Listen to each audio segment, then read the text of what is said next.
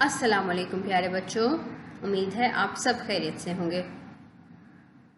آج ہم 5ویں ہفتے میں اپنے اسلامیات کے ویڈیو سبق نمبر 1 کا آغاز کریں گے۔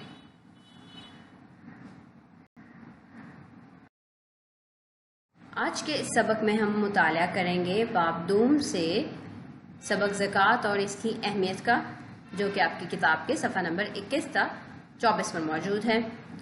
آج کے سبق کے لیے درکار وسائل ہیں میری آسان اسلامیات برائے جماعت ہشتم، کاپی اور قلم۔ اس سبق کے آخر میں ہم اس قابل ہو سکیں گے کہ زکوٰۃ کا لفظی معنی اور شرعی مفہوم بیان کر سکیں گے، زکوٰۃ کی اہمیت، فضیلت اور مقاصد بیان کر سکیں گے، مصارف زکوٰۃ بیان کر سکیں گے،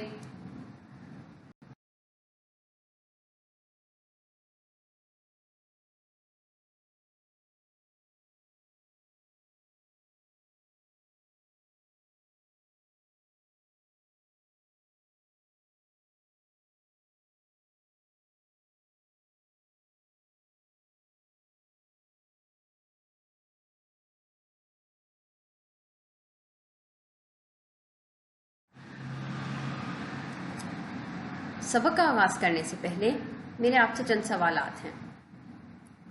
کیا آپ مجھے بتا سکتے ہیں کہ ارکان اسلام کیا ہیں؟ ہمارے دین اسلام کے کیا ارکان ہیں؟ جی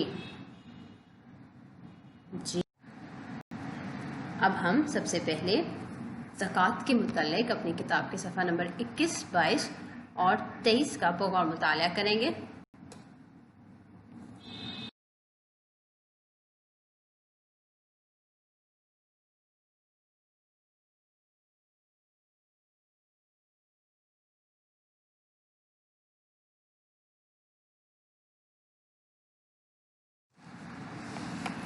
مجھے امید ہے آپ اب تک ان صفحات کا مطالعہ کر چکے ہوں گے۔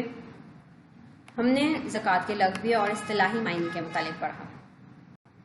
لغوی معنی ہے زکوٰۃ کے پاک ہونا، بڑھنا یا نشو و نما دینا، اور اصطلاح میں اس سے مراد ہے کہ حلال طریقے سے جو ہم نے روزی کمائی ہے، جو پیسہ ہم نے کمایا ہے، اس میں اللہ تعالیٰ کی معین کردہ شرع کے مطابق غریب اور مستحق افراد میں کچھ رقم تقسیم کرنا۔ زکوٰۃ ادا کرنے سے نہ صرف ہمارے مال میں برکت پیدا ہوتی ہے بلکہ یہ مزید بڑھتا بھی ہے۔ زکوٰۃ ادا کرنے کا مقصد یہ ہے کہ جو بھی مال ہم کما رہے ہیں اس کے ذریعے ہم اپنے غریب اور مستحق مسلمان بہن بھائیوں کی مدد بھی کریں۔ زکوٰۃ ہر مسلمان پر فرض نہیں ہے۔ زکوٰۃ صرف ان لوگوں پر فرض ہے جن کے پاس ایک خاص مقدار میں سامان تجارت، سونا یا چاندی موجود ہوں، جس کو ہم نصاب کہتے ہیں۔ سونے کا نصاب 7.5 تولے ہے، چاندی کا نصاب 52.5 تولے ہے، اور اسی طرح سے کوئی بھی اتنی رقم جیسے کہ 7.5 تولے سونے کی جو قیمت ہے، اس قیمت کے مطابق اگر آپ کے پاس رقم موجود ہے، پورے 1 سال تک وہ رقم آپ کے پاس موجود ہے، اور 1 سال تک آپ نے اس رقم کو خرچ نہیں کیا، وہ آپ کے پاس موجود ہے، تو انسان پر زکوٰۃ فرض ہو جاتی ہے۔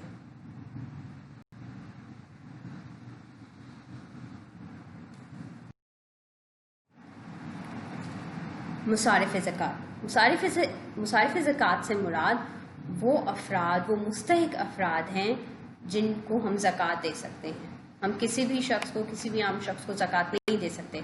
زکوٰۃ کے لیے چند افراد اللہ تعالیٰ نے اپنی ایک آیات کے ذریعے واضح کر دیا ہے کہ وہ کون لوگ ہیں جن کو ہم زکوٰۃ دے سکتے ہیں۔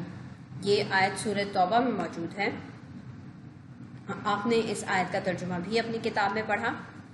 اب ہم اس آیت کی تفصیل پڑھیں گے کہ وہ کون کون سے افراد ہیں جن کو ہم زکوٰۃ دے سکتے ہیں۔ سب سے پہلے مفلسوں، محتاجوں، کارکنان صدقات، وہ افراد جو صدقات کے محکمہ میں کام کرتے ہیں، لوگوں کو صدقات عطا کرنے میں دوسرے لوگوں کی مدد کرتے ہیں۔ تالیف قلوب، ایسے افراد جو نو مسلم ہیں، نئے مسلمان ہوئے ہیں اور مختلف قسم کی مشکلات سے دوچار ہیں، ان کے لیے غلاموں کو آزاد کرنے کے لیے آپ اس زکوٰۃ کا استعمال کر سکتے ہیں، قرض داروں کو، اللہ کی راہ میں چلنے والوں کو، وہ افراد جو اللہ کی راہ میں اپنا دن رات صرف کر رہے ہیں لیکن ان کے گھر کے مالی حالات اچھے نہیں ہیں، آپ انہیں زکوٰۃ ادا دے سکتے ہیں، اور مسافروں کو۔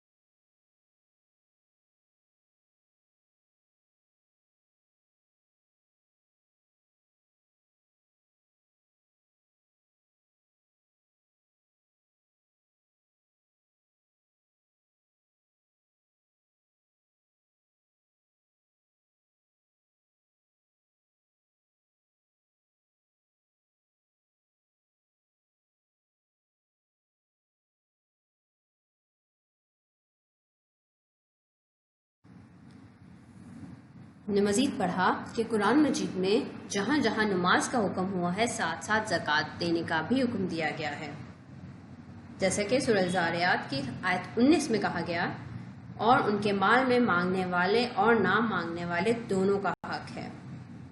مطلب وہ لوگ جو صاحب استطاعت ہیں ان پر فرض ہے کہ وہ ان لوگوں کو زکوٰۃ دیں، ان لوگوں کو رقم دیں جو لوگ مانگ رہے ہیں یا نہیں مانگ رہے، لیکن وہ جانتے ہیں کہ ان افراد کو اس چیز کی ضرورت ہے، تو ایک صاحب استطاعت پر فرض ہے کہ وہ ان کو عطا کرے، اور یہ ان کا حق ادا کر رہا ہے۔ اسی طرح سے زکوٰۃ جنت میں جانے کا بھی ذریعہ ہے۔ ہم نے کتاب میں پڑھا کہ اگر تم نہ جہاد نہ زکوٰۃ تو پھر جنت میں کیسے داخل ہو گئے۔ یہ حضور اکرم صلی اللہ علیہ وآلہ وسلم کی حدیث ہے کہ زکوٰۃ جنت میں جانے کا بھی اس طرح سے ذریعہ بن گئی کہ اگر آپ جہاد نہیں کریں گے، زکوٰۃ نہیں دیں گے، تو آپ جنت میں داخل کیسے ہوں گے۔ اسی طرح حضرت جریر بن عبداللہ رضی اللہ تعالیٰ عنہ نے 3 باتوں پر رسول اکرم صلی اللہ علیہ وآلہ وسلم سے بیعت کی تھی کہ نماز پڑھنا، زکوٰۃ دینا اور ہر مسلمان کی خیر خواہی کرنا۔ ہمیں ان تمام واقعات سے معلوم ہوتا ہے کہ کس طرح سے زکوٰۃ ادا کرنا بہت ضروری ہے۔ جب بھی آپ صلی اللہ علیہ وآلہ وسلم سے اسلام کی حقیقت کے متعلق دریافت کیا گیا تو آپ نے اعمال میں سب سے پہلے نماز اور اس کے بعد زکوٰۃ ادا کرنے کو ترجیح دی۔ زکوٰۃ کے فوائد کیا ہیں؟ زکوٰۃ ادا کرنا کیوں ضروری ہے؟ سب سے پہلے تو زکوٰۃ ادا کرنے سے ہم غریبوں کی مدد کرتے ہیں۔ جو غریب لوگ ہیں، جو زیادہ رقم نہیں کما سکے، جو بہت سی مشکلات میں گھرے ہوئے ہیں، ان کی مدد ہو جاتی ہے زکوٰۃ کے ذریعے، ان کے لیے چند آسانیاں پیدا ہو جاتی ہیں اس کے ذریعے۔ دوسرا، جو شخص مال میں سے زکوٰۃ ادا کرتا ہے اس کا اپنا مال بھی پاکیزہ ہو جاتا ہے۔ جب ہم اپنی ایک رقم میں سے ایک مخصوص رقم زکوٰۃ کے طور پر ادا کر دیتے ہیں تو ہمارا مال بھی مزید پاک ہو جاتا ہے۔ ہم نے پہلے ہی اس کو حلال طریقے سے کمایا ہے، اور جب ہم اس میں سے زکوٰۃ ادا کرتے ہیں تو وہ مزید پاکیزہ ہو جاتا ہے۔ اس طرح سے آپ کا مال، اگر آپ زکوٰۃ ادا نہیں کرتے تو آپ کا حلال مال وہ بھی پاکیزہ نہیں رہے گا۔ اور اس طرح سے زکوٰۃ ادا کرنے سے انسان کے دل میں جو مال و دولت کی، دنیاوی مال و دولت کی ہوس ہے وہ بھی کم ہو جاتی ہے۔ زکوٰۃ کا ایک اور فائدہ یہ ہے کہ اس سے اسلام کو تقویت ملتی ہے۔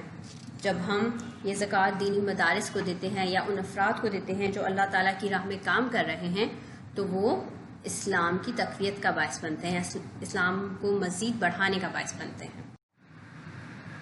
ہم نے زکوٰۃ کے متعلق سبق کا مطالعہ کیا، اب ہم ان چند سوالات کے جوابات دیں گے اور دیکھیں گے کہ ہماری اس سبق کے متعلق سمجھ کیسی ہے۔ میرا سب سے پہلا سوال ہے، قرآن مجید میں نماز کے ساتھ ڈیش کا حکم کثرت کے ساتھ آیا ہے؟ جی، زکوٰۃ کا حکم کثرت کے ساتھ آیا ہے۔ زکوٰۃ ڈیش کو پاک کرنے کا ذریعہ ہے، زکوٰۃ مال کو پاک کرنے کا ذریعہ ہے۔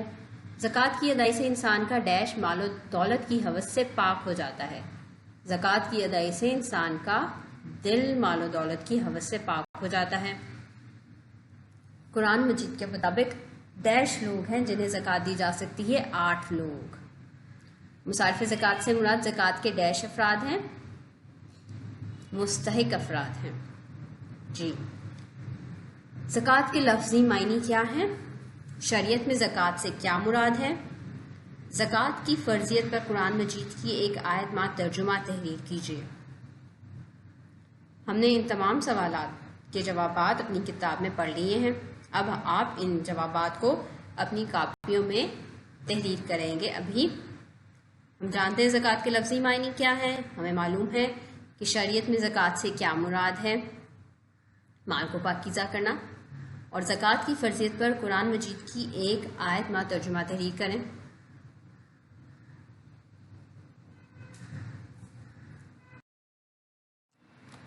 آج کے سبق کے لیے آپ کا گھر کا کام ہے، آپ زکوٰۃ کی اہمیت پر روشنی ڈالیں، زکوٰۃ کے مقاصد بیان کریں اور قرآن مجید کے مطابق ان لوگوں کی تفصیل تحریر کیجیے جنہیں زکوٰۃ دی جا سکتی ہے، یعنی کہ مصارف زکوٰۃ کی تفصیل تحریر کیجیے۔ ان تمام سوالات کے جوابات آپ اپنی کاپیوں میں تحریر کریں گے۔ اس کے ساتھ آپ پارہ نمبر 21 کی الثلاثہ سے اختتام تک والدین یا بڑے بہن بھائی کی نگرانی میں تلاوت کریں گے۔ اللہ حافظ۔